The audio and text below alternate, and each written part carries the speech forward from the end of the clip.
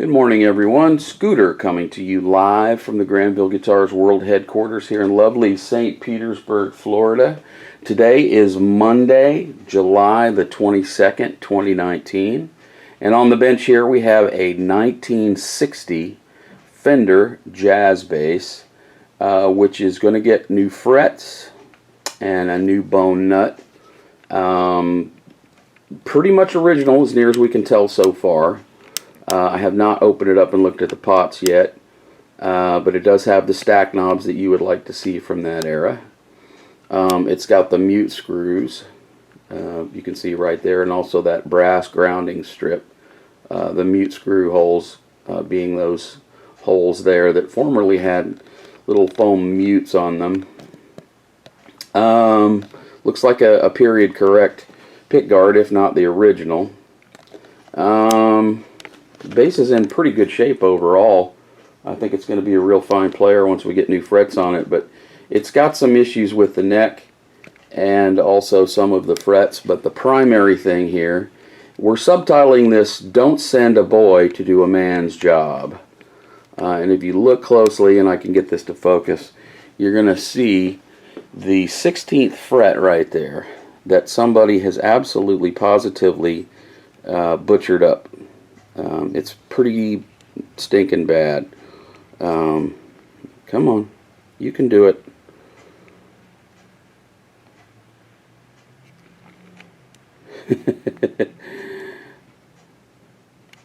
Well, it doesn't seem to want to focus for me, but there, it's getting a little clearer. Sorry about that there.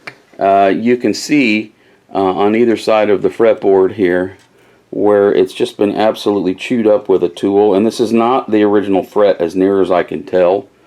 It could be, but it's so mangled on the edges that it's hard to really get a feel for whether it is or not. Let me see if it'll let me zoom in here a little farther so you can see. It's hideous because the fretboard is all chewed up. Let me see if I can get that to focus on the side here. Well, let's try this. Okay, I took off the strings and it seems to be focusing a little better. You can really see a hatchet job right here. I'm pretty sure this is the original fret, so it's coming out. It doesn't matter whether it's original or not, but for some reason, I have no idea why, because none of the other frets have been disturbed. So I'm really confused as to why this happened on the 16th fret of all places. There was obviously some sort of a problem there, and whoever decided to go after this with an inappropriate tool just chewed up the fretboard. And you know, it's bad enough when this happens on a Mexican jazz bass, which is a fine instrument, but it's only worth about $300. You know, in absolutely excellent shape. You know, we're talking about an instrument here that's worth, $9-10 grand. And some person, I was going to use a different word, but some person went after this thing and just righteously effed it up. So it's caused other issues in the surrounding areas of the fretboard, and we're going to be as non-intrusive as possible, but I'm going to have to do some work to restore this fretboard here and try and help it where these chunks are missing. The edges, I hope I can focus on this, the edges of the fretboard are really bad. There's some serious chunking action going down here, just some voids where whatever tool was used probably, I don't know, who knows. But anyway, that's the big thing with this bass, and we're going to try and fix that today. And stay tuned, and I'll take you along the journey with this bad boy. Going to put new frets in, do some fretboard surgery, put a new bone nut on it, and string it up with some labella flat wounds, and it should be pretty fun. Stay tuned. Okay, we got the frets out of the neck. I've removed the neck from the body just to minimize the chances of any damage to the body inadvertently while we're doing this work. You can see, if For some reason, somebody removed this fret at some point in this guitar's life, and when they went to put it back in, they found they had some trouble keeping it down, so they flooded this slot with super glue, and it's been enlarged quite a bit. So I'm going to have to go after that as well. You can see the worst of the damage if this lousy thing will actually focus for me here. Hang on.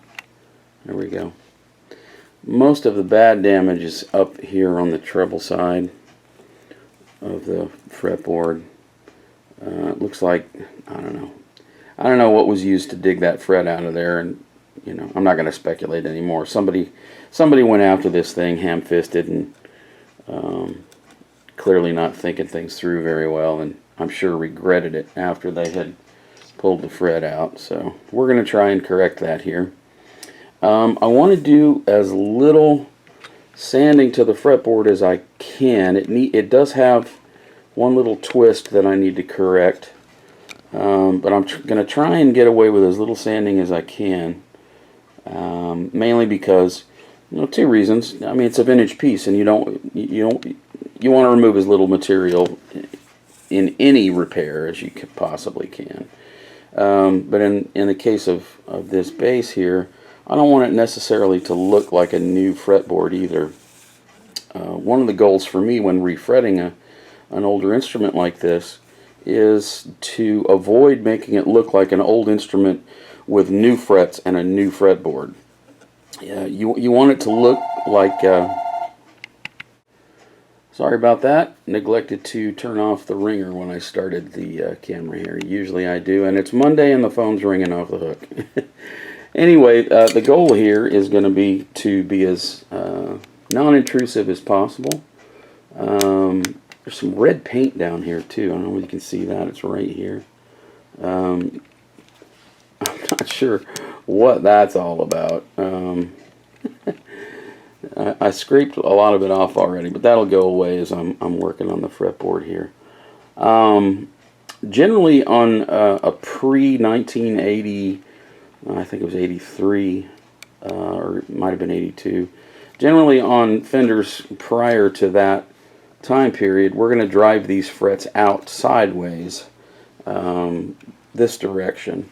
I started out doing that down here on this first fret, and it was very resistant to my attempts to do that. My usual tools that I made that helped me drive frets out sideways were not giving me any joy in getting that fret to move, and I just felt like I didn't want to risk damaging the guitar trying to get them to go out sideways. So I opted for heating each fret and pulling them out. You get a little bit of zippering here in the fret slot, but that's going to be hidden by the new fret. I'm not that concerned about it. It's not too bad. It's disappointing because you usually like to have the cleanest fret slot possible with the least amount of wood removed possible. Yeah, it just happens that way sometimes. Sometimes these old necks don't want to give up the frets. They just, you know, they're hanging on too well. So that's what's going on here. I'm gonna start working on the board and fixing this chipped area here in preparation for putting new frets in this bad boy. Okay, here we are with 1960 jazz bass. I'm midway through the restoration of the fretboards in this one fret slot, or fretboard singular, in this one slot that had been butchered up here. It turned out a little darker than I had hoped, but after I get done with the sanding and put some oil on the board, it should minimize that look a little bit. Some of it was unavoidable just because of how deep some of these gouges were, but and I've still got a little bitty chip down at the end here that I need to address. Other than that, all the fret slots are cleared out and ready to rock and roll, and I sanded down the fretboard just as minimally as I could. One of the things I noticed when I was working on this thing to start with, and I'm pretty sure it was this way from the factory, is how much thinner the fretboard is at the neck heel end. If you look there, you can see how thick it is, and that, you know, the frets very nearly hit the maple with the cleaned out fret slots. And as you go down here, you can see how much thicker the fretboard gets. It had to have been that way from the factory, because these were definitely the original frets that I removed from the base. So yeah, I'm not sure what happened that day, but they got a little bit crazy with sanding the fretboard down at the heel end. Maybe that's what they had to do to make it true after the frets were in. But anyways, there we go. Fretboard prep is, you know, I'm about midway through it here. I got some more cleaning and a few more little chips to fill, but we're well on our way to having this thing ready to have frets put in it. So here we go. Okay, here we are. Frets are in. I've crafted a new nut, and we're getting ready to put some strings on this bad boy. You can see that you can still see where some of the worst of the chewing was. I did the best I could there. The problem is the fretboard is quite thin in that area, and I couldn't make the deep cuts that I really wanted to make and put little fillets of rosewood in there to repair the issue. It just wasn't going to happen. So anyway, I'm pretty pleased with how it did turn out. Once the strings are on your playing, it's not going to be as offensive as it was previously. And with the cleaning and sanding that I did, this beautiful rosewood has revealed a little bit more of its kind of reddish hue, and it's just gorgeous. Is it Brazilian? Well, probably, but who knows for sure. Yeah, there was the problem fret. We're going to back out a little bit here, and I'll pan up the neck some so you can see the rest of the fretboard. And there's the new nut in place. I haven't finalized the nut slots yet. I just kind of located them where I want them. Once the strings are on, I'll get my depths set properly. Let's zoom in here just a little bit, see if it'll stay focused. And you can get a feel for it. When I do refrets on older instruments like this, I try to get everything nicely worn in and rounded off on the edges, in particular, mainly because it's an old instrument and it should feel like an old instrument. The frets shouldn't feel, and the fretboard shouldn't feel worn out, but they shouldn't feel brand new either. It should feel like it's, you know, an old pair of blue jeans. So that's what I go for on these things when I'm refretting older instruments of this sort. So I'm pretty pleased with how it turned out. I can't wait to plug it in and hear it. The owner has provided some very nice labella flat wounds, which should be a lot of fun tone wise. So I'm looking forward to getting some strings on it and seeing what it sounds like. Alright, here we are at the end of this beautiful young lady 1960 jazz bass. Fretwork is all completed, and pretty happy with how it came out.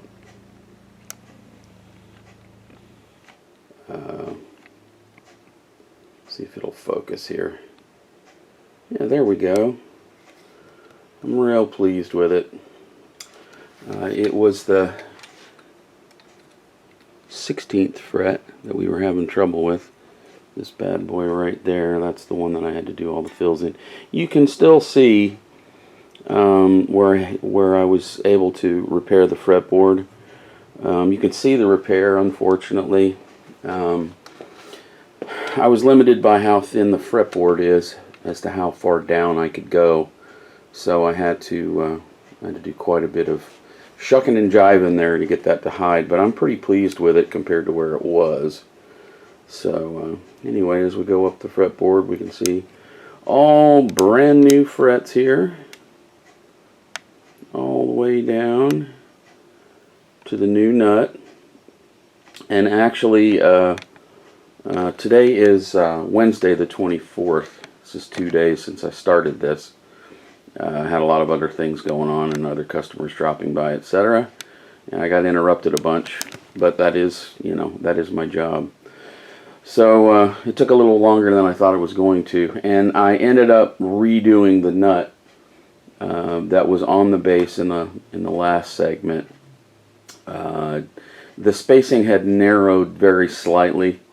Whenever you refret, you lose just a slight amount of width, very slight, but it was enough to make a difference. And by the time I had rounded over the frets on the ends, the spacing was all wrong, and it just wouldn't have worked right. So I had to make a brand new nut, and a second brand new nut. Sometimes that happens. You measure things out and you cut carefully, and measure 3 times and cut once, as they say. And sometimes it still doesn't work out and you have to redo it. That's part of the game sometimes. So anyway, yeah, she's all refretted. Electronics are in good shape. There was a shim in the neck pocket, and I'm not too sure that it didn't come from the factory, but it didn't look like it. It was a very ham-fisted attempt at a shim, so I put a proper neck shim in there to give us the right neck angle, and it plays like the dickens now. Really nice sounding bass with the flat wounds on it. Well, I'm going to go ahead and try and plug this thing in and see if I can let you hear what it sounds like. Alright, we're going to give this a whirl. I've never run direct with a bass to the video camera, so we'll see if this sounds good or not. Hard to tell. Anyway, this is our good friend, the 1960 Fender jazz bass, and quite the instrument. I've come into a number of 50s and 60s Fender instruments of late in the shop, and they all have wonderful tone, sustain all over the place, no brass parts anywhere. All you guys out there that feel like solid brass is the way to increase sustain on an instrument, I got news for you. Ain't no brass on this thing, and it's got sustain for days.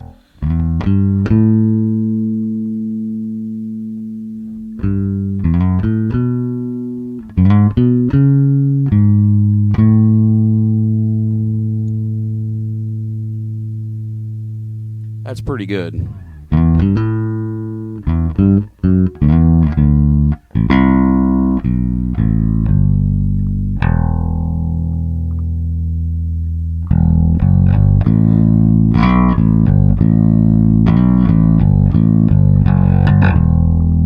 I'm really enjoying the flat wounds too. The owner provided a very nice set of labella flat wounds to put on it, and then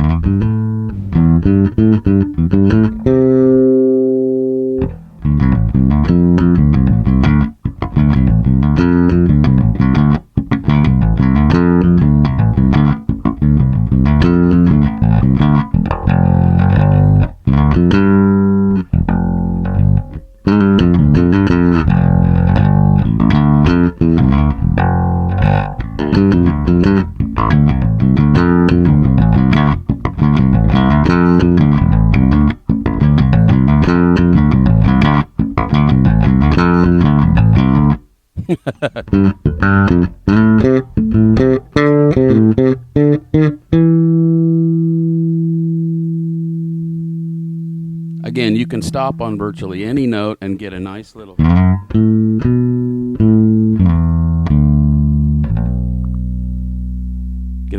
sustain to it.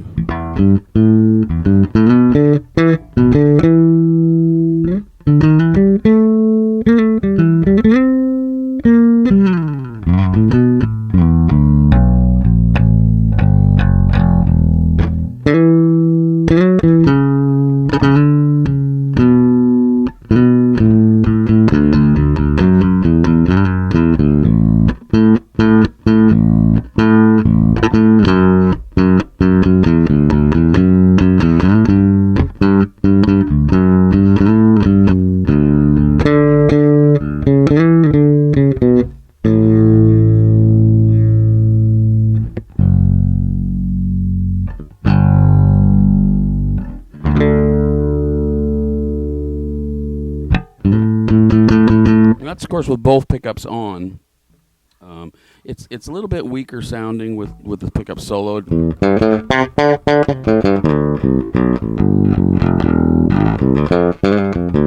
That's just the bridge. Okay, and now we'll solo the neck pick.